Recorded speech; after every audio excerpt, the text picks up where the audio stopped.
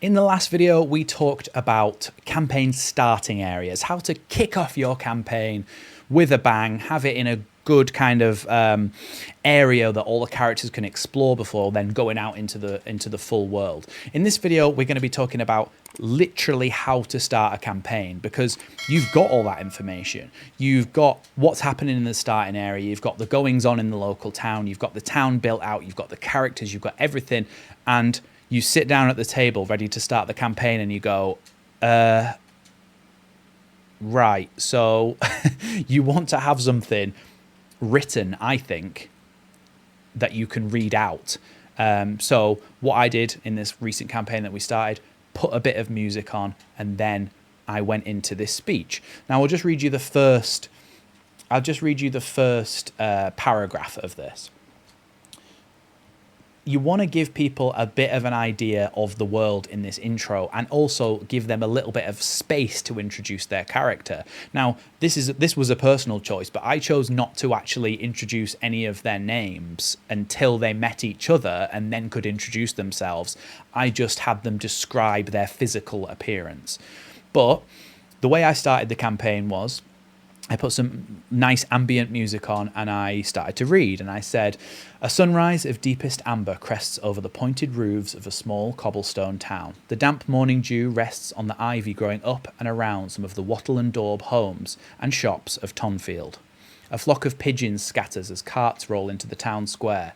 The harvest crest preparations are almost complete. There are market stalls lining every street. Bunting sways in the wind as it connects the facing homes across the river, and the tents and fences of the tournament lay quiet in the grassland on the outskirts of town. A full-figured man with a handlebar moustache pushes open the shutters of his riverside home. "What a wonderful day for a festival," he exclaims. So instantly, they are aware that the festival is happening.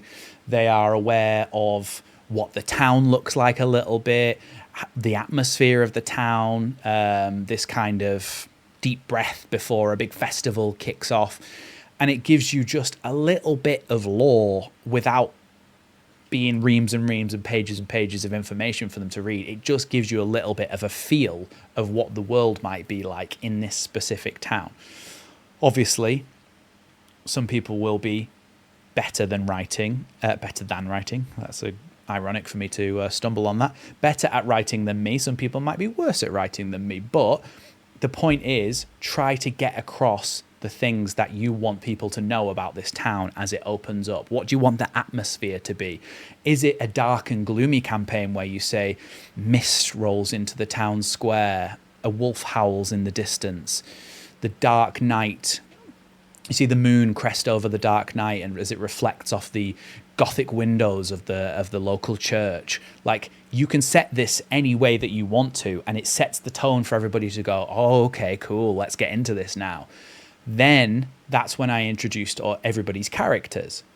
So I won't do all of them, but for example, the reason I introduced that man who opened the shutters of his riverside home and exclaimed, what a wonderful day for a festival, is that he was the town mayor, Lord Fantalion.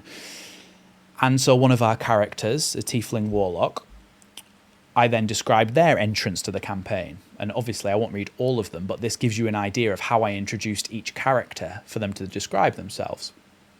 So we see a figure crossing a short footbridge over the River Duskin.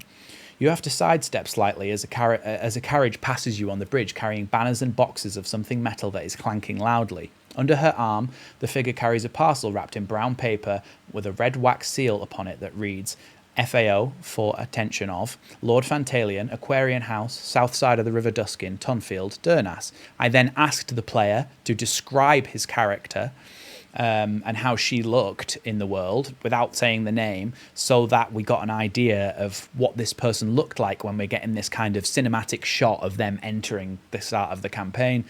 And then even, like, you can put more things in here, more prompts, but I'm quite good at improvising what a conversation might be.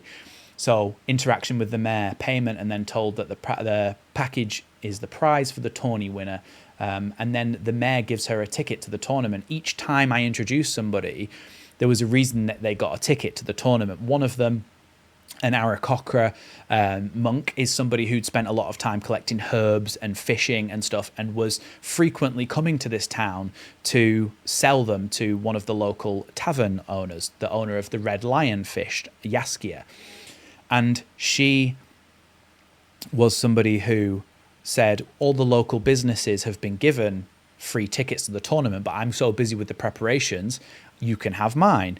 And so each person got a reason why they would have a ticket, which meant essentially, I'm kind of pushing you towards going to this festival because that's where you're all going to meet. But the idea being that if you introduce each character, you give a good idea of what the world is going to be like. For example, that one was a little bit of a more light-hearted one, the first one, where she's going in, she's delivering a package, and she's getting a ticket to the festival, and that's her introduction. But we also had our bard. Cresting over the hill to the east of Tonfield, we see another adventurer. She turns down to look at the picturesque town before her and begins to step into road when suddenly she leaps backwards as two horses, followed by a carriage full of malnourished-looking people wearing simple Hessian clothing and some strange contraption on each hand, go past. Now, this was my introduction of the Holy Empire and their soldiers dragging some prisoners off to farmland for them to work. And they said, come on, scum, look alive. We want you to work like your life depends on it today, ... And then they said, because it does, and started laughing. And it gives you an idea of the attitude they have and what they might do to people. And it sets the tone a little bit as well. So we also gave introductions, some of them that gave you a little bit of an idea of who the character is as well. This one I said, because it was the bard, the sound of music drifts soulfully to your ears as we see her enter the town. What does your character look like? Just little hints. Everybody knows that she's a bard, but just having those little things makes the character go, oh yeah, she would be listening out for the music because that's her passion, for example. So that's the way I actually introduced this festival and this campaign, was by giving everybody a little moment. And usually I don't write down loads of stuff pre-session, but in this one, I wanted to write something down for each character to give them that moment of joining the campaign. And I think for session one, it gives them all an idea that, oh, that effort I put into my backstory will be rewarded. The time and effort that I put into my backstory, which the backstory video is the previous one on the channel, was rewarded and will be continue to be rewarded because I am seen as a character. I have been noticed. My character is being brought into this world and feels alive. So you want to give people that sense of, oh yeah, he is going to give me back, or she is, or they are going to give me back what I put in as a dungeon master. So that's the general idea behind this video, is give people a bit of something to go off. And of course, this doesn't just apply to the intro of a campaign. This could be at any point. If you want to give somebody a character moment, or every time they come to a new town, you might have a description like this. Not for everybody, but this first paragraph that I read, talking about what the town looks like. You might do that every time someone comes into a town, or when there's a specific character moment, you might slow the pace down a little bit and describe and say that this is what the wizard looks like in this moment, or like you're just giving them a bit more information than you usually would by saying, oh yeah, you went to the shop. What do you want to say to the shopkeeper?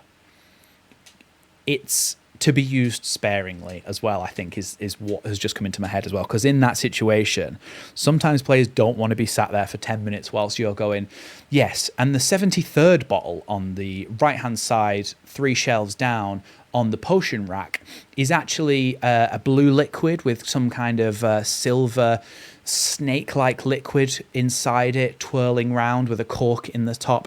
It looks like at some point some of it's been spilled slightly down the side. You don't want to go into that much detail of things that don't matter, but things that do matter for people, give them a bit of extra detail to make it feel alive and make their character feel like they're going to be rewarded for all that effort they put into the backstory.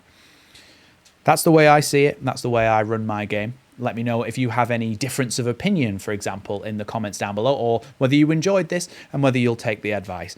Thanks for watching, though, and I'll see you in in the next one.